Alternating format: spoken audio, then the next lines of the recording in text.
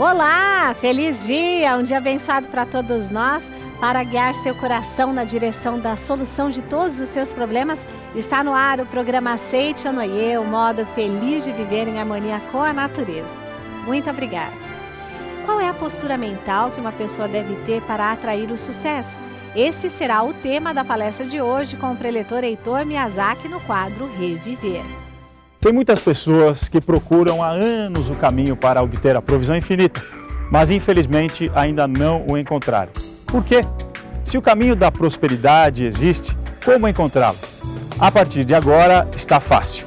Aqui neste livro, Abrindo o Canal da Provisão Infinita, você encontrará não só o caminho para obter a provisão infinita, mas também a chave para concretizar a felicidade, o equilíbrio mental e o destino do homem, obtenção da riqueza por meio da fé e um caso verídico, que pessoas mostram como obtiveram a riqueza, entre outros assuntos. O livro Abrindo o Canal da Provisão Infinita, do professor Masaharu Taniguchi, o caminho da felicidade e da prosperidade ao seu alcance. Para adquirir, 0800 770 2600 ou pelo site www.sni.org.br.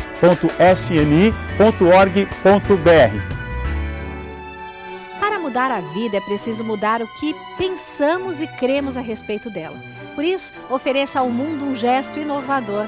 Pense maior, creia em si, aposte no sonho. No quadro Reviver de agora, aprenda qual é a postura mental para atrair o sucesso com o preletor Heitor Miyazaki.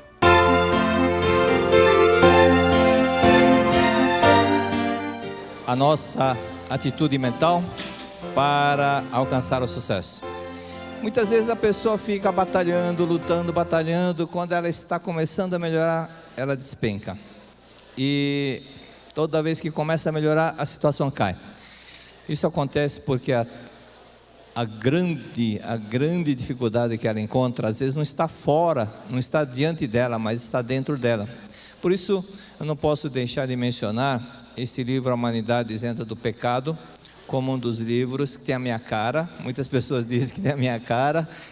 Isto porque são 3 itens que atormentam a humanidade: pecado, doença e morte. Então, nesse livro, A Humanidade Isenta do Pecado, existem certos itens que as pessoas vão entendendo por que a vida dela começa a melhorar e depois ela cai. Na página 32 diz o seguinte: mesmo que o homem não tenha no consciente, na sua mente, a ideia do pecado, nem pense em expiá-lo, nem pense em pagá-lo, seu subconsciente e seu espírito protetor estão indubitavelmente inclinados a expiar o pecado através do sofrimento. Então ela inconscientemente vai buscar um sofrimento, vai buscar um fracasso, vai buscar um problema para sofrer.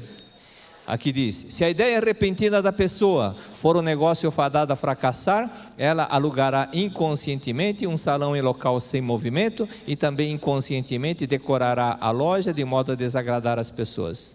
As atitudes que ela vai tomando, as decisões que ela vai tomando, vai gerando problemas e aquilo que ela pensava ser sucesso vai ser um fracasso.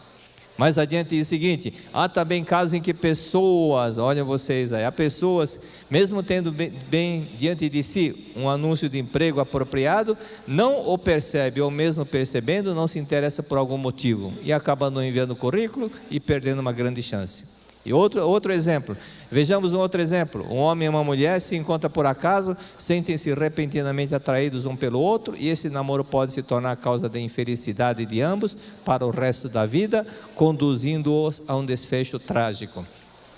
Mas o mais interessante é quando o mestre fala das pessoas que ao saírem de casa acabam se envolvendo com acidente, acabam morrendo.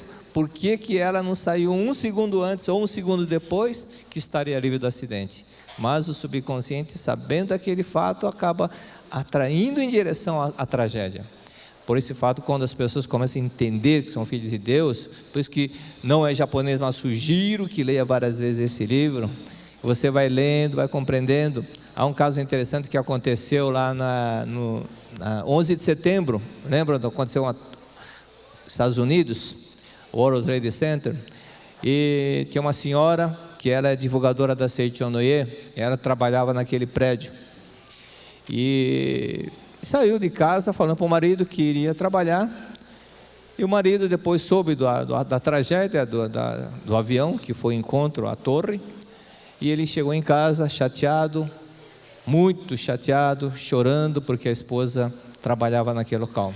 Só que 1 hora depois, ela entra na casa dela e ele: você está viva? Você está viva? E ela disse: eu fui na costureira, e a costureira atrapalhou um pouco, atrasou um pouco o meu vestido, eu acabei chegando atrasada. Chegou depois do acidente, porque a mente dela não estava igual ao fato chamado tragédia. Então ela não foi atraída para o local da tragédia. Mas, em se tratando de sucesso também, vou utilizar este livro, de autoria do professor Seiichi Taniguchi. Diz aqui: as dificuldades são nossas aliadas. Parece que parece que é o contra, né? As dificuldades são nossas aliadas. Você fala: dificuldade é um problema para mim. A Seiichi fala: não, é nosso aliado. Por que que é? Qualquer que seja a área de atividade, se a pessoa evitar as tarefas difíceis e efetuar somente as fáceis, não conseguirá desenvolver a sua capacidade. A falta de treinamento e exercícios impede a manifestação da força latente. Quais são os atletas que vão para as Olimpíadas? Os melhores. Os melhores são aqueles que mais treinaram, são os melhores. Então, as dificuldades são para que nós possamos treinar mais. Treinar, e consequentemente nós vamos alcançar o sucesso. As dificuldades não são nossas inimigas, diz o professor Seiichi Taniguchi, mas sim aliadas que nos ajudam a manifestar a força, capacidade latente. Por isso, não devemos fugir das dificuldades, nem temê-las. Não adianta querer fugir das dificuldades, nem querer temer a dificuldade. Quando você ainda não tem domínio, você vai treinando, é igual dirigir. Quando as pessoas começam a dirigir pela primeira vez, entra num carrinho, entra num Corsinha, entra num carro, parece um caminhão. Mas no momento que você vai aprendendo, aquele carro vai ficando pequeno. A partir do momento que você passa a ter domínio da situação, significa que você já está mais habilitado, você está mais treinado. Mais adiante, diz o professor Seiichi Taniguchi, o caso muito interessante é exatamente essa história, um fato que foi narrado pela NHK, televisão japonesa. Quando eu li essa história, eu falei: olha, valeu a pena, já valeu o livro. Pelo exemplo de uma senhora, o marido é empresário, foi vereador, foi presidente da Câmara dos Vereadores e levava uma vida muito harmoniosa. E o marido tinha um slogan muito interessante, que é um dos fatores que traz a sorte para as pessoas. Ele dizia: vamos cuidar bem dos nossos pais. Só que 7 anos depois, o marido dessa senhora faleceu. E ela passou a ter em mente a seguinte frase: na vida não devemos temer as adversidades, não devemos temer as dificuldades, nem desanimar diante das dificuldades. Nós devemos ter em mente que nós temos condições, batalhar, treinar e superar, e não ficar fugindo das responsabilidades. E ela passou por um desafio muito interessante, por livre e espontânea vontade, por amor ao próximo. O que ela fez? Ela foi numa aldeia chamada Minori, e nessa aldeia ela começou a cuidar de um jovem de 27 anos, que tinha deficiência mental e ainda usava fraldas. Então, o professor Seiichi diz: para uma criança que usa fralda, é trabalho ficar trocando a fralda. Agora, um adulto que urina muito mais difícil ainda mais levando-se em conta pelo tamanho que tem. Então a senhora Haruko passou o dia todo trocando as fraldas dele e ficava exausta. A troca frequente da fralda é exaustiva, mesmo para quem cuida de um bebê. Imagino, pois, quão difícil deve ser a tarefa de trocar a fralda de um homem de 27 anos. Mas não era só isso. Depois ela teve que ensinar esse paciente a sentar no vaso sanitário.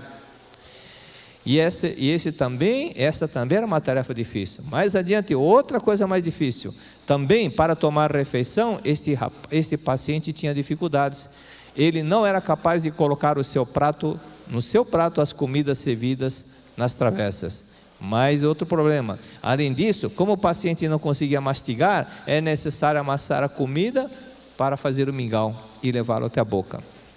Mas, diante de tudo isso, ela foi superando com aquela paciência, com aquele amor, como se fosse um filho dela, e veja que as coisas começam a mudar. Mesmo uma pessoa com deficiência mental, com paciência você vai treinando, aquilo que é dificuldade deixa de ser dificuldade.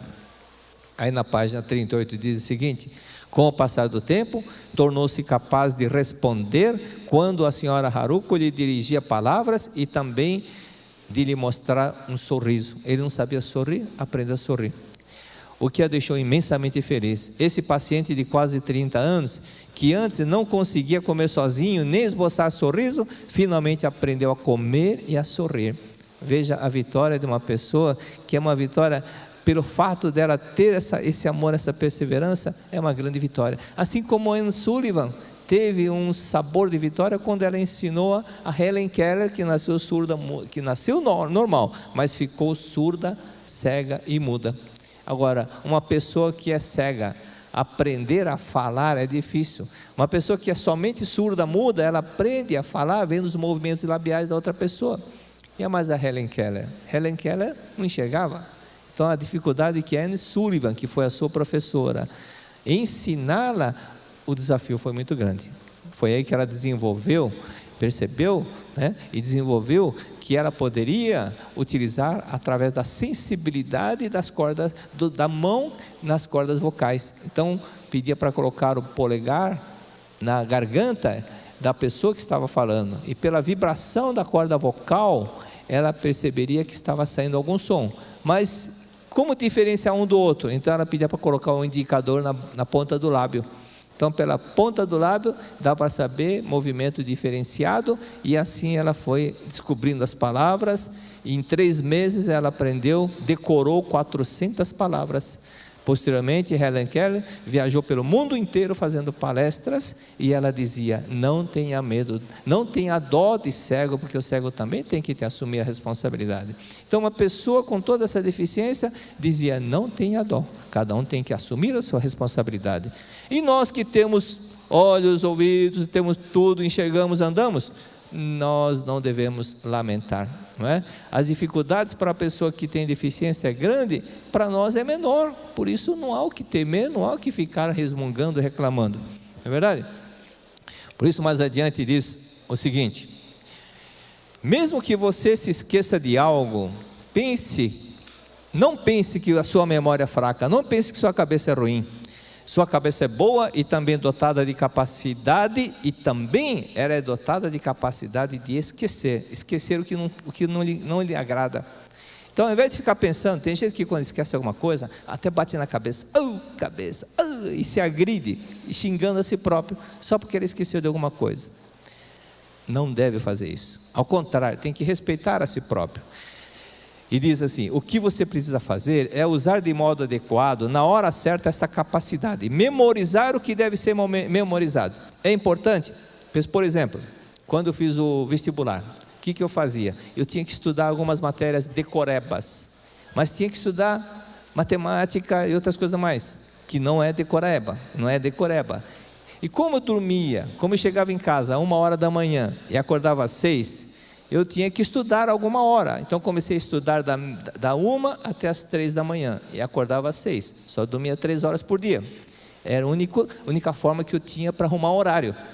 Porque orar tempo é igual pasta de dente no final.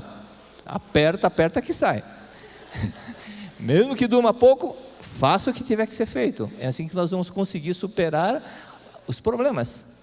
Então, para aproveitar mais o tempo, eu peguei um gravador, por exemplo, literatura.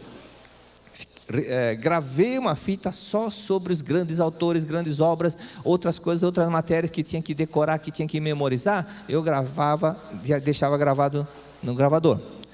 E quando ia dormir, essas 3 horas que eu ia dormir, eu ligava o gravador e dormia com o gravador falando. Quando eu tomava banho, eu fazia barba, nessa hora ficava ouvindo a gravação, e aproveitava para memorizar enquanto estava fazendo outras coisas. E aquelas 3 horas que eu estudava de madrugada, eu ficava usando matérias que não era para decorar, mas matéria que eu tinha que exercitar. Então, você fazendo de uma forma que você possa memorizar o que tem que ser memorizado, usar a nossa mente subconsciente para isso. E o sistema? É o sistema da tabuada. Tem coisa que não tem jeito. É para memorizar? É preciso memorizar? É o processo da tabuada. A metodologia da tabuada. Repetir, repetir, repetir, repetir. Água mole de pedra dura, tanto bate até que molha. E o que você precisa fazer é memorizar o que deve ser memorizado e esquecer o que deve ser esquecido. Normalmente as pessoas vivem muito mais presas ao passado do que ao presente. E isso que acaba transtornando a vida das pessoas. Mais adiante diz o seguinte: Gênesis capítulo 1 está escrito: e disse Deus, haja luz e houve a luz. E assim por meio das palavras de Deus foram criadas sucessivamente o céu e a terra. Por meio do poder da palavra. Então tem que usar o poder da palavra. E três profissionais estavam discutindo. A minha profissão é mais antiga. Não, a minha que é a mais antiga. Aí o marceneiro falou: não, a mais antiga é do marceneiro. Por quê?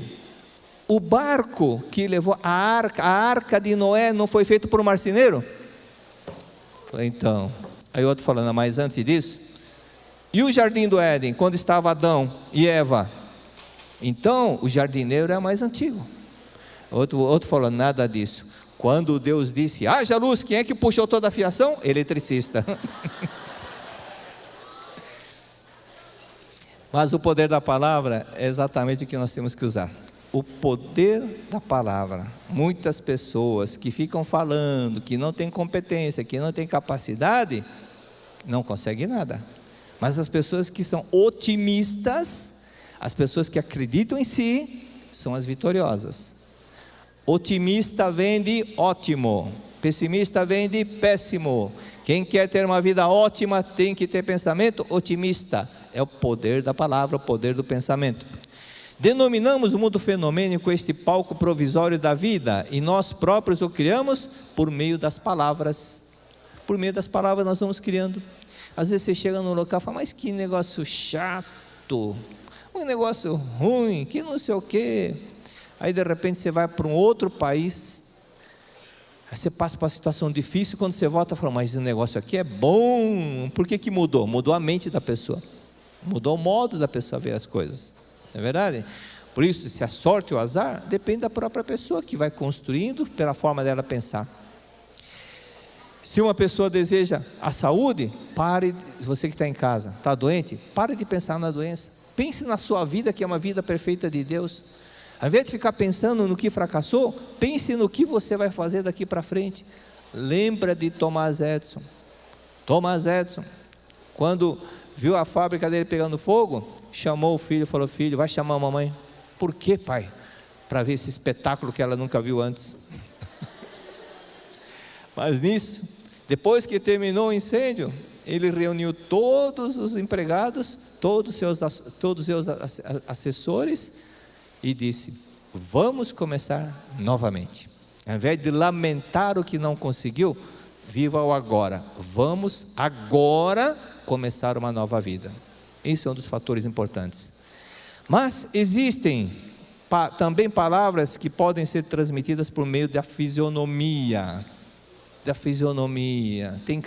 Tem gente que mostra a cara assim, eu sou legal. Tem outros que ficam com aquela cara de mal-humorada, falam, não se aproxima. Não se aproxima. Essas que estão com cara de mal-humorada, cara de maracujá maduro, só aquelas pessoas que não se aproximem, porque eu tenho cara feia e tenho mau hálito. E problema de varizes, né? E diz aqui também, por meio de sinais, você pode conversar com a pessoa, não falar nada, dá o sinal, ou um gesto de reverência, sinal de respeito, ou de aperto de mão. Tem gente que não aperta a mão assim, bem, nem aperta, falta de calor humano, né? Ou através de careta, ou através de atitude violenta. Mas, para finalizar, palavras maravilhosas de um grande vencedor, de uma pessoa que alcançou grande sucesso, foi pobre, foi imigrante, mas ele se tornou o homem, na época, o homem mais rico do mundo, Aristóteles Onassis. Ele disse, hoje, acorde para vencer, não acorde pensando como é que vai ser, acorde para vencer. A automensagem positiva pela manhã É um estímulo que pode mudar o seu humor, fortalecer a sua autoconfiança e pensando positivo, você vai reunir forças para vencer os obstáculos. Automensagem que você fale para você mesmo. Essas mensagens vão te ajudar a desenvolver autoconfiança. Autoconfiança é confiança em si, a fé em você mesmo. Não deixe que nada afete seu estado de espírito. Envolva-se pela música, cante, ouça, comece a sorrir mais cedo. Comece a sorrir mais cedo. Quem for procurar emprego não vai com aquela cara de tristonho, não. Vai com um sorriso nos lábios, com apresentação também não é exagerado, uma roupa normal, mas roupa que inspire respeito numa apresentação e o sorriso nos lábios. Não é verdade? Ao invés de reclamar quando o relógio despertar, agradeça a Deus pela oportunidade de acordar mais um dia, porque o dia que você não acordar, meu amigo, você já virou tabuleta, você já está no mundo espiritual. Então agradeça o fato de poder acordar. Não viva emoções mornas e vazias. Tem muitas pessoas que vivem aquele momento sem valor, né? Parece nem sal nem açúcar. Viva com emoção, com entusiasmo. Cultive seu interior, extraia o máximo das pequenas coisas, seja transparente e deixe que as pessoas saibam que você as estima e precisa delas. Repense em seus valores, dê a si mesmo a chance de crescer e ser mais feliz. Dê a chance para você mesmo, não fique achando que não dá mais, acredite em você. Tudo que merece ser feito, merece ser bem feito, por isso faça da melhor maneira possível. Tome suas obrigações, faça com que as suas obrigações sejam atraentes, você mesmo se entusiasme, você me fique contente com o que você está fazendo. Tenha garra e determinação e perseverança. Se alguém esquecer disso, lembra do meu nome, que meu nome em grego, Heitor, é perseverança. Então lembra da perseverança, da garra. Mude, opine, ame o que você faz. Não trabalhe só por dinheiro, e sim pela satisfação da missão cumprida. Não podemos ser um mercenário em pensar em trabalhar somente pelo dinheiro. Lembre-se, nem todos têm a mesma oportunidade. Pense no melhor, trabalhe pelo melhor e espere pelo melhor. Não é qualquer coisa tá bom, não. Espere pelo melhor, faça o melhor e consiga o melhor. E sempre pense, você merece, porque você é um filho de Deus.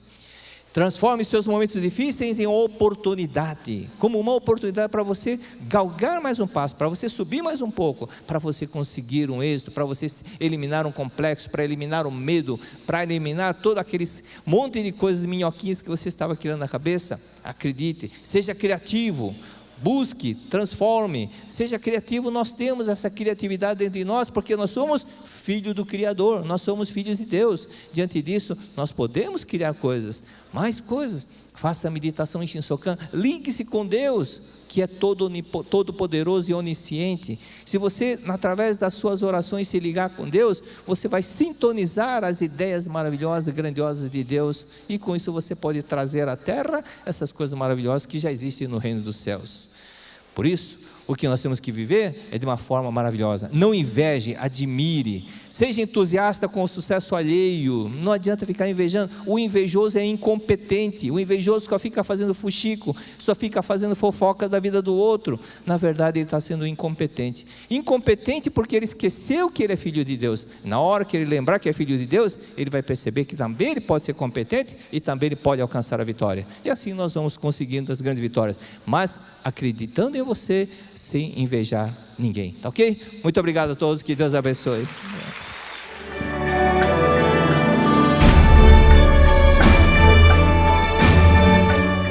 Há 58 anos, os jovens da Seichoné do Brasil e seus familiares se reúnem em um dia de grande celebração à vida para participar de um grande evento que exalta este ensinamento transformador, que vem beneficiando a vida de tantas pessoas. A Convenção Nacional da Associação dos Jovens da Seichoné do Brasil se supera cada ano em alegria, beleza e muita doutrina. Os que participam do evento encontram um grande estímulo para transformar suas vidas e saem de lá renovados, dispostos a mudar o rumo de seus destinos. Eles descobrem respostas para as questões de todas as áreas de sua vida, como família, trabalho, sucesso, relacionamentos e concretização dos sonhos. Esse não é apenas um convite, mas uma grande oportunidade de praticar o bem, convidando todos os jovens de seu convívio, na escola, faculdade, no trabalho, a vir conhecer e despertar para a sua natureza divina.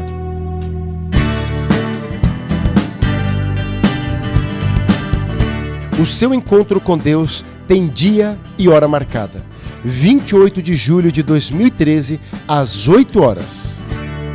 As edições de 2013 acontecerão em São Paulo, no ginásio do Ibirapuera, Salvador, no Centro de Convenções da Bahia, Porto Alegre, no Grêmio Náutico União e Brasília, no Espaço Unique. Espero por você.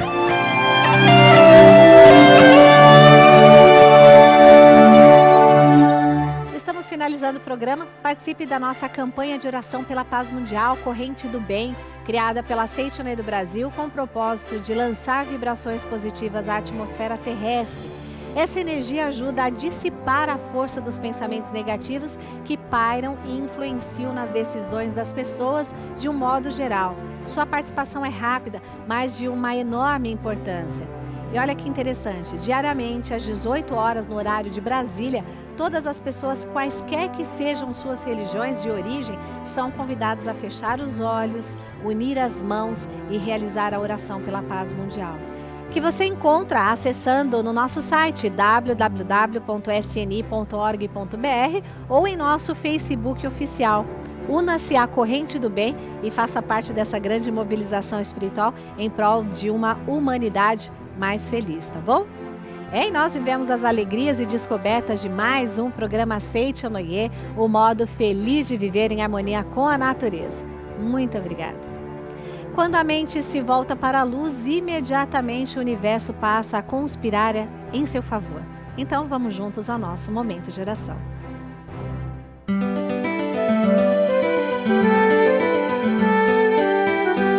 Oração para agradecer a nova vida. Eis que desponta um novo dia. Quanta alegria, quanta graça divina. Agradeço profundamente a Deus, como também a todas as coisas do universo. Desperto ou adormecido, eu não poderia viver um minuto sequer se não houvesse a proteção de Deus. A luz do sol, o ar, a água, os alimentos, tudo vem de Deus, que me sustenta e que continuará sustentando-me sempre. Neste início de um ano novo, agradeço a proteção que recebi até agora e desejando que neste ano também seja abundante a sua proteção, prometo retribuir as graças recebidas, dedicando-me de corpo e alma à realização da missão a mim atribuída por Deus. Deus é o todo de tudo. Todas as coisas do universo são a manifestação do amor, da sabedoria e da vida de Deus. Nós, homens, também somos a manifestação do amor,